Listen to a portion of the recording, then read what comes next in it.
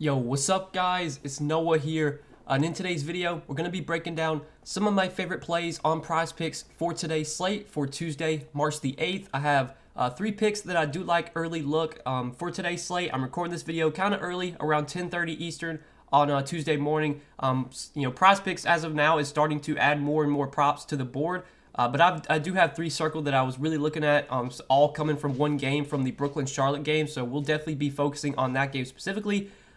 Just to recap, yesterday we did actually have a really good day. Yesterday we went 3-0 on the picks that we gave out. We hit the over on 12.5 rebounds for Rudy Gobert. He finished with 13. It was not looking good, I'll be honest. Rudy Gobert had one rebound at halftime, and then somehow he managed to grab 12 rebounds in the second half. I think he grabbed his 13th rebound with like 20 seconds left. It definitely was a sweat. But Gobert hit over 12.5 rebounds. Domantas Sabonis hit his rebounds pretty early.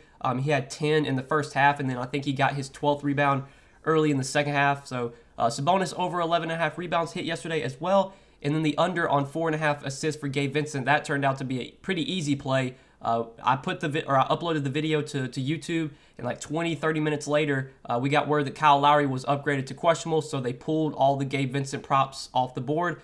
Ultimately, Kyle Lowry wound up playing, and Gabe Vincent only played like 3 minutes. It wasn't even looking like Gabe Vincent was going to play. He wasn't even on the floor until like the final 2 or 3 minutes when it turned into a blowout. Then they brought Gabe Vincent on the floor. It honestly looked like that was going to end in a DNP, but Vincent did play like the final 3 minutes, so that pick technically counted, and we went 3-0 yesterday. So hopefully you guys tailed yesterday. Hopefully you were able to get those picks in. Again, I have 3 picks circled that I do like for today's slate that we'll talk about. Just before we do get started, guys, make sure you hit that like button down below. Hit that subscribe button as well if you are new here. Since I've been making these Prizepicks videos, we've had a lot of new faces come to the channel, so I appreciate all you guys tuning in. Make sure you hit that subscribe button. And if you are new to Prizepicks, you want to check them out, you can actually sign up and use code NOAH. When you do, Prizepicks will give you a 100% match on your first deposit up to $100 when you do sign up with my promo code. And again, you can sign up, tail my picks. You can make some picks for yourself, but check out Prizepicks, use code NOAH. When you do sign up, you'll get your first deposit matched up to $100. But yeah, guys, let's take a look at Tuesday's slate. We got 3 picks circled for this one, and it's all coming from one game. It's coming from Brooklyn-Charlotte, which should be the DFS game of the night. I think the total in this game is like 241. It's got like a 3-point spread, so or at least Vegas is expecting a very high-scoring game here, expecting a close game as well. And it kind of makes sense because if we look at pace on the season, Charlotte, they've been playing at one of the fastest paces in the league. They're 3rd in pace on the season. Brooklyn, just outside the top 10. They're 11th in pace on the season. So two fairly fast-paced teams going up against each other. 2 teams that defensively have not been that great this year either. 2 props I do like, though, in the points, rebounds, assists category. First off is going to be Kevin Durant over 41.5 points, rebounds, assists. So we can actually take a look at Kevin Durant, just over his last 5 games. And really since he's come back from injury, the 2 games he's played since coming back from injury, there's been no minutes limit for Kevin Durant. He played 35 minutes in that game against Miami. And then last game against Boston, he played almost 40 minutes. He played 39 minutes. So KD's going to play huge minutes if the game's close, which Vegas is expecting with a 3-point spread. I think we get 36, 38 minutes from Kevin Durant. The game against Miami, he came up just short of this PRA, but obviously that was a really tough matchup. Last game against Boston, even in a tougher matchup, he had 51 points, rebounds, and assists. He had 37 points, 6 rebounds, 8 assists. Kevin Durant on the season has been averaging just shy of 41.5 points, rebounds, assists. Been averaging around 30 points, 7 rebounds, and 6 assists. He's actually been averaging over 41.5 points, rebounds, assists on the season. Without James Harden, with him no longer on the team, that's really, really good for Kevin Durant.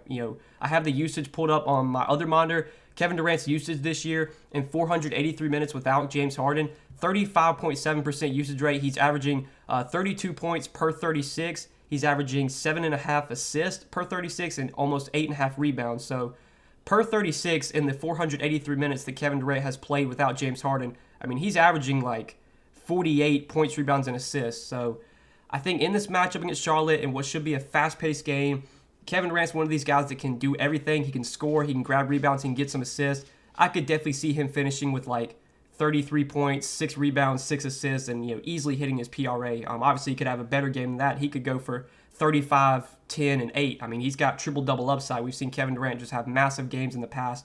Him and Kyrie Irving, I think, should have pretty good games here, but I do feel better about KD just because when KD's healthy, this is kind of his team. Now, Kyrie Irving obviously is going to get a ton of usage and a ton of opportunity as well, but we've seen KD just really take control of this Brooklyn team and be the guy that really dominates the usage. So I think over 41.5 for points, rebounds, assists for KD looks really good today. If you wanted to take over 29.5 points, I don't hate that either.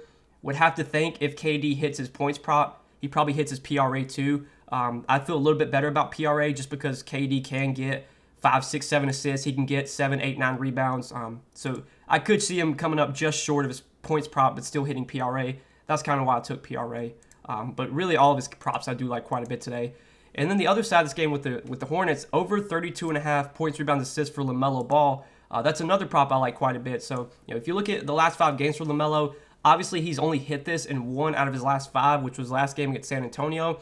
But a couple things. So the Milwaukee game, that was a blowout. He did miss out on some extra minutes because of that. Because it was a blowout. The Detroit game, he just didn't play that well. The Cleveland game, he got in massive foul trouble.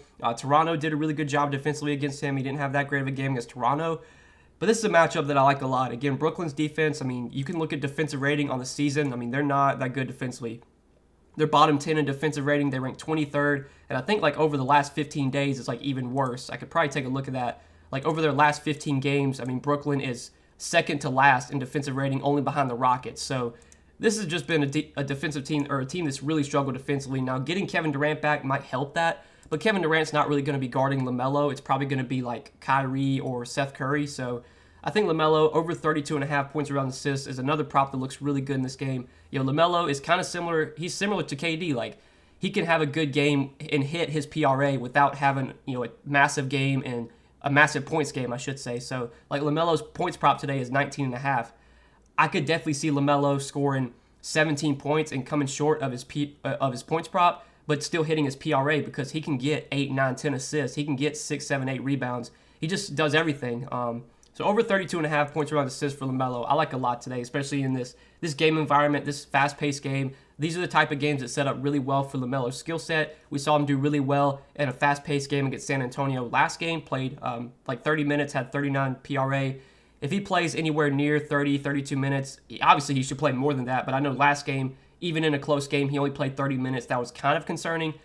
I'm not too worried about it, though. I think if this game's close, LaMelo's not in foul trouble. He's going to play 34, 35, 36 minutes and should definitely hit over 32.5 points, rebounds, assists. So I like that prop cut quite a bit. And then the last one is on the Hornets side as well. It's in the points prop, and that's with Terry Rozier over 20.5 points. Now, playing LaMelo and Rozier in the same lineup, can you do that? I think it's totally fine, especially in a game like this that's supposed to be so high scoring. I could see a lot of these guys hitting their overs if this game does wind up being as high scoring as we expect. And we saw, LaMelo hit his PRA last game, and Terry Rozier also hit his points prop, which he's done a lot lately. You can look over his last 4 games. He's hit this points prop in 4 out of his last 5, and the one game he didn't was against Milwaukee when it was a massive blowout, and I don't think he played much, if at all, in the fourth quarter. Rozier's just been scoring a ton lately. He's been taking a lot of shots too. Obviously in a fast-paced game, that's great for guys like Rozier that score a lot.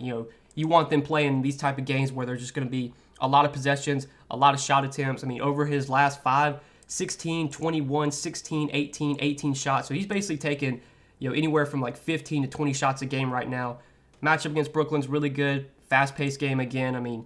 Everything just sets up well for Rozier here, and really all these guys. Rozier, LaMelo, even Miles Bridges, I wouldn't hate taking his points prop, but I know he's been a little bit struggling lately. I think Rozier, especially with how well he's been playing, 21 points is definitely doable for him in a good game environment like this. If this game winds up staying close, if these guys play their full minutes, I could see a lot of overs hitting in this game, and these are 3 specific props that I do like quite a bit. So these are kind of my early picks for today, guys. Again, I'm recording this video around 10:30 Eastern on Monday or Tuesday morning. So, not the entire board has been posted yet. There's still a lot of teams we're waiting on to get added to the board. But as of now, these are 3 props I do like. If you guys are tailing, wish you the best of luck. I will definitely be putting this entry in for myself after I hop off the stream. I'll also be putting in some other entries as well. I do share all my other favorite plays on Prizepicks over on Patreon. So if you want to check out the Patreon, it's linked down below in the description. You can get access to all of my updated DFS content and get in our Discord chat. You can also get all of my other Prizepicks picks that I do like for the day. But yeah, guys, best of luck tonight. I really appreciate you watching the video. Went 3-0 yesterday. Hopefully we can go 3-0 again, win some money tonight. Wish you guys the best of luck. We'll see you in the next one. Peace.